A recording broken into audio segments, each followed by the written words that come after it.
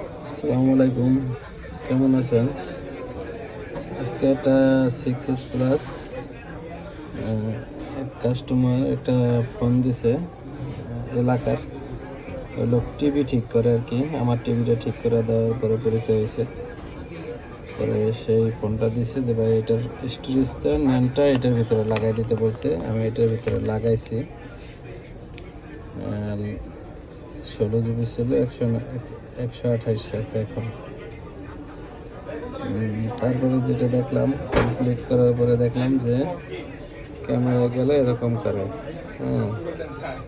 এখন বিষয় হলো গিয়ে টিভির মেকার যখন মোবাইল ঠিক করছে তখন টিভির মেকার অনেক চালু লোক, সে কী করছে কাভারের ভিতরে ম্যাগনেট দিছে, যে ম্যাগনেট দিয়ে তারপরে ক্যামেরা ঠিক করছে। ঠিক আছে, এই যে ম্যাগনেটটা, ঠিক আছে, এটা এভাবে কাভারটা লাগাইলে ক্যামেরাটা মোটামুটি চলে আর কি, চলার মতো। যাক, টিভির মেকার ভালোই কাজ করছে, খারাপ না।